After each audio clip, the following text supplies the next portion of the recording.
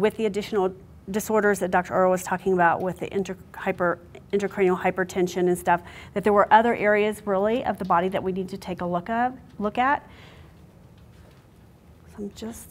So really our philosophy at the clinic is to really look at the whole person. We have a multidisciplinary clinic, and our goal really is to help improve the quality of life. So all of the patients that are evaluated at our clinic actually have a wellness evaluation too. And we offer other services for them as well, which we used to not do that, but with this new clinic we've been able to develop more of a comprehensive program. And I'll introduce Deborah Truex to you here in just a few minutes, but she's the nutritionist that works with our patients. This component really is necessary to help develop a plan of care so that Dr. Aurora and the patient can determine which is the best plan for them to proceed, whether it's surgical treatment, medical treatment. And really we try to pull everything together with the brain condition as well as all the other wellness issues so that we can make the right decisions, help the patients make the right decisions. We really look at 4 pillars of health, and those include sleep, fitness, mental health, and nutrition. And I'll just briefly talk about these very quickly. We also require laboratory tests before the patients ever come to the clinic. People may ask, why do we need these tests? Well, one of the reasons is so that we can really assess all these different issues that could be going on. C-reactive protein actually is an inflammatory marker, and if it is elevated, you know, is there something else that's going on besides the Chiari? And we need to really research that. Can it be dietary related, or are there other autoimmune disorders that may be affecting this? Hemoglobin A1C is basically a 90-day average of your blood glucose. And we want to make sure that that's not elevated and that there's not risk for diabetes. And then the third thing is the vitamin D. A lot of us have vitamin D deficiency, and so that can affect your bone health as well as your cardiovascular health as well. So we look at all those things and then kind of determine, you know, what other medical conditions are there that we need to address. Sleep. I have patients tell me all the time that if they could just sleep, they could probably eat better and they could probably exercise better. So we look specifically at sleep. We need that for brain and mind health. Also, we look at the personal habits and patients' behaviors, and we're just able to make recommendations. Some of them may be feasible, others, sometimes they don't really have any answers, but we can hopefully get them to the right people that can assist them. Fitness. A lot of people have limitations with their fitness. You know, is it affecting their activities of daily living? Their physical pain and headaches, and so a lot of times they're not able to do any exercises. Sometimes challenges include their profession. Maybe they're on their feet all day, or they're working the night shift one week and then they're working the day shift another week. So we try to look at those and see how we can sort them out. And then different options for exercise programs. Behavioral health, we have a wonderful behavioral health nurse practitioner that works with us. Unfortunately, she couldn't be here tonight. Her name is Holly Ellis. She just wanted me to share with you a couple of different things. Mental health and wellness is really, our whole health begins with mental health, and you'll probably start to see the pattern here where everything kind of intertwines together.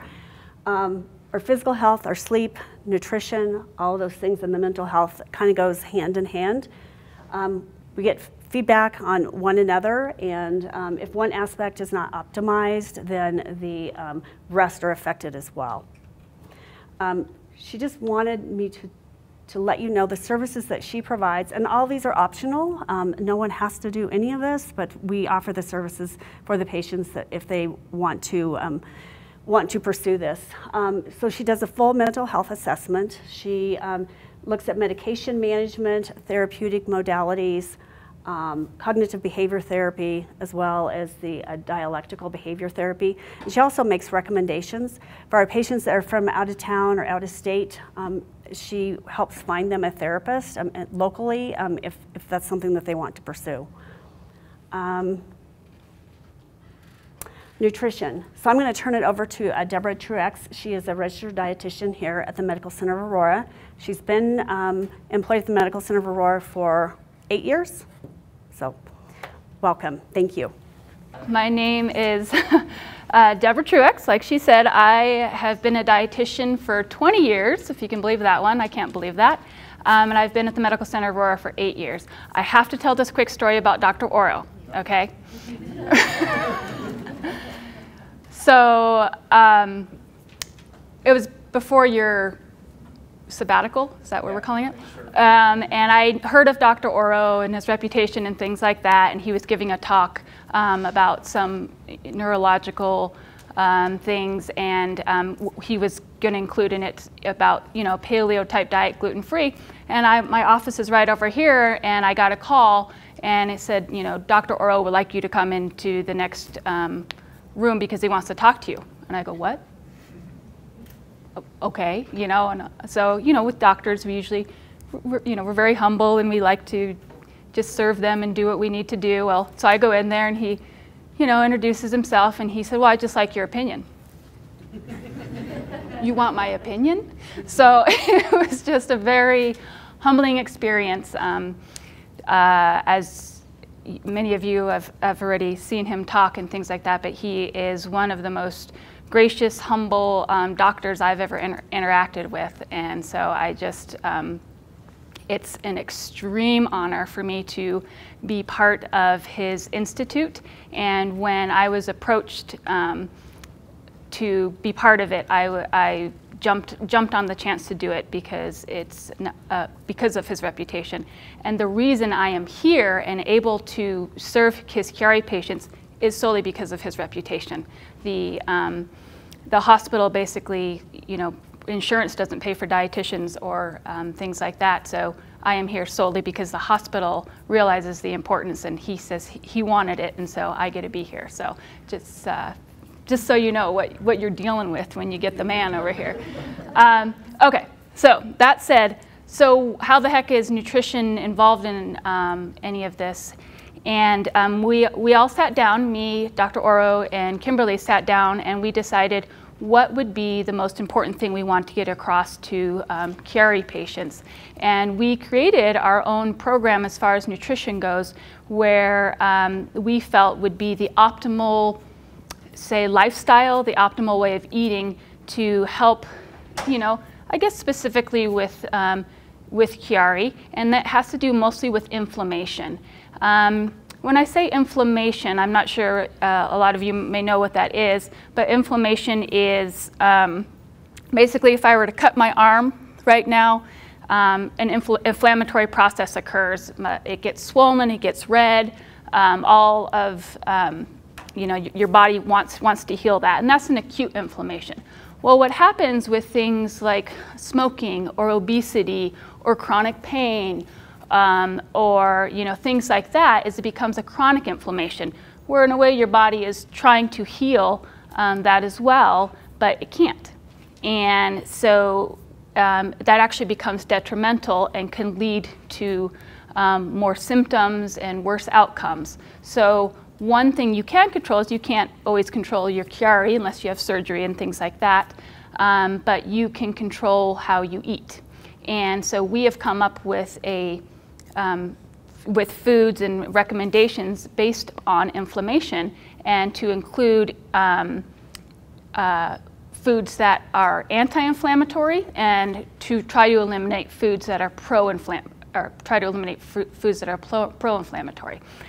One thing I wanted to highlight on that is, so when I first start talking to patients when they come to me, I say, okay, first things first, you need to eat your fruits and vegetables. I know.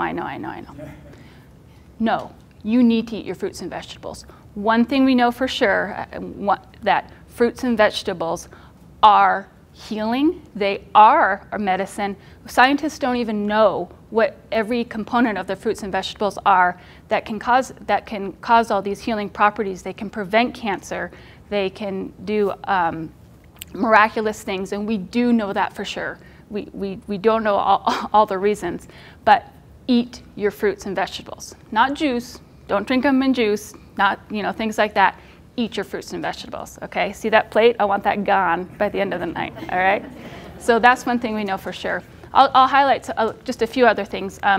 Some of the other anti-inflammatory foods are omega-3 rich foods, so extra virgin olive oils, most nuts of any kind, fish. Dr. Oro, he doesn't know I do this, but when I'm talking to his patients, there's a little section in there, it's called smash fish. And we kind of had a little thing, well, I don't think people eat those. This is our little side argument. Well, he wants it in there. Well, okay, I don't think they're going to eat them. Just put it in there. So it's a little Dr. Oroism. So in our little pamphlet, it has smash fish. What's a smash fish? Well, it's salmon, mackerel, anchovies, sardines, and herring. Anyone eat herring lately? I think he does, but anyway, so it's in there. I say, if you can tolerate it, have at it, but other than that. So those are actually, they're extremely good for you, and so including those things. One of the things I'm not popular about when I talk to these patients is pro-inflammatory foods, and they can actually add to inflammation, and one of them is red meat. Red meat does include pork, lamb, and beef. And the current recommendation is no more than 1 serving a week of red meat. I'm waiting for the reactions. Okay, so that's one thing that I tend to work with of how we can include different sources of protein and things like that. So that's and I guess people always ask me what's the worst food you could ever eat, and I'll tell you, I know what it is. It's our processed meats. Bacon, sausage, pepperoni, those are probably the worst foods we can eat. They are filled with chemicals, sodium, and most of them are made with red meat, okay? What? Okay. Anyway, so those are the things we try to do.